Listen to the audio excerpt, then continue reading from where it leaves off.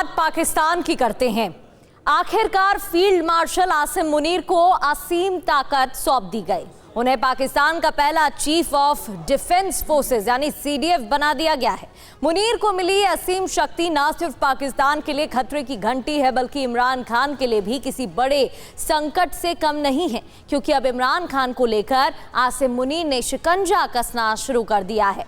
उन्हें रास्ते से हटाने की साजिशें तेज हो गई हैं। आखिर क्या है मुनीर के सीडीएफ बनते ही इमरान पर शिकंजा कसने का प्लान? हमारी इस रिपोर्ट में देखिए। पाकिस्तान का लोकतंत्र खतरे में।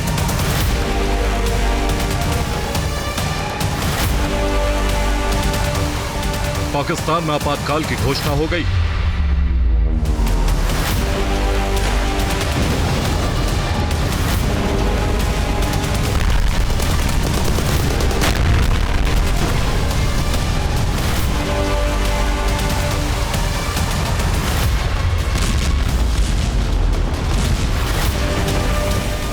आवाम के अधिकार छीनने का मसौदा तैयार किया जा चुका है।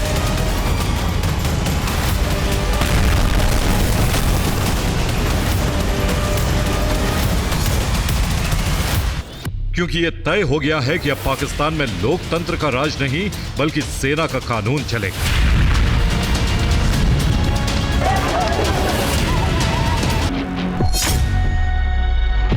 अब पाकिस्तान के चप्पे चप्पे पर सैन्य बूटों की धमक होगी।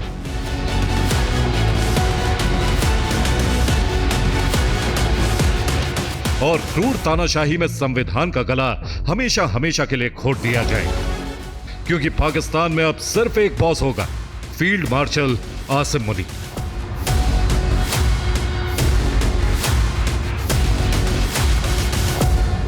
वो मुनीर जो कट्टरपंथ की बात करते हैं, मुसलमानों को अपना भाई बताते हैं, लेकिन अब हित साधने के लिए उनका भी खून बहाने से भी गुरेज नहीं करते।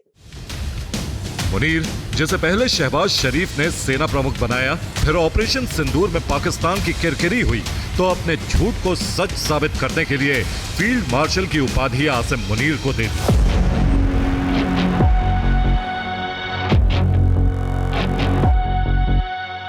और अब पाकिस्तान की तीनों सेनाओं का चीफ बनाने के मसौदे पर भी हस्ताक्षर कर दिए।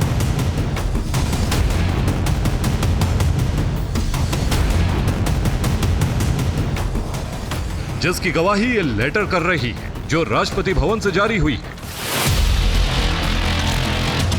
जिसमें लिखा है कि Munir chief of army staff के तौर पर अपने मौजूदा ऑफिस में तो बने रहेंगे ही, लेकिन साथ ही उन्हें नए बनाए गए पद चीफ ऑफ डिफेंस फोर्सेस भी नियुक्त किया जाता है। राष्ट्रपति आसिफ अली जरदारी ने मुनीर की नियुक्ति का नोटिफिकेशन जारी कर दिया है। आसिम मुनीर को अगले 5 साल के लिए पाकिस्तान के चीफ ऑफ डिफेंस फोर्सेस के पद पर नियुक्त किया गया है। 4 दिसंबर से मुनीर के सीडीएफ का कार्यकाल शुरू हो गया है, जो 4 दिसंबर 2030 तक रहेगा। इस नियुक्ति के बाद फील्ड मार्शल आसिम मुनीर पाकिस्तान में बहुत ताकतवर शख्सियत बन गए। पिछले कुछ हफ्तों से इसे लेकर कयासों का बाजार गर्म था कि क्या मुनीर को सीडीएफ पद सौंपा जाएगा कि नहीं, क्योंकि इसको लेकर पूरे पाकिस्तान में बवाल मचा था।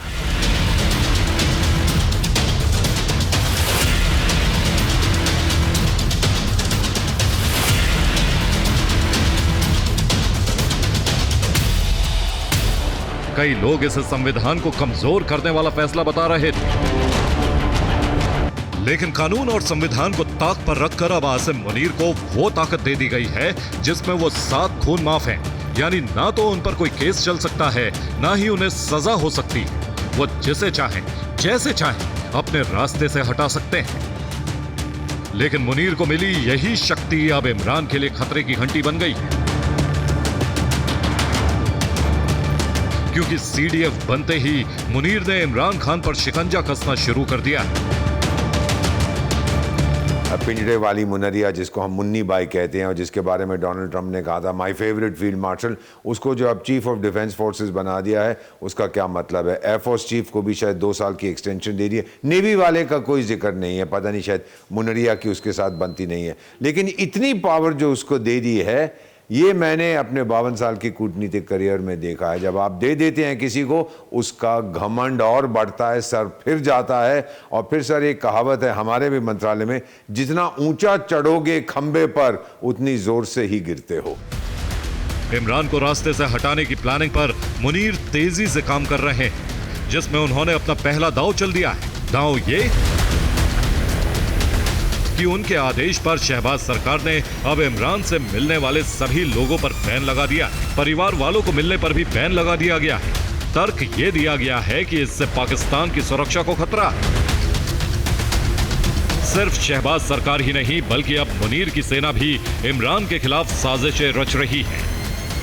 आसिम मुनीर के सीडीएफ बनने के कुछ घंटे बाद ही पाक सेना के प्रवक्ता जनरल अहमद शरीफ चौधरी ने इमरान को निशाने पर लिया और कहा कि इमरान खान राष्ट्रीय सुरक्षा के लिए खतरा बन गए। चौधरी ने इमरान को चेतावनी देते हुए कहा कि किसी को भी सेना के खिलाफ लोगों को भड़काने की इजाजत नहीं दी जाएगी।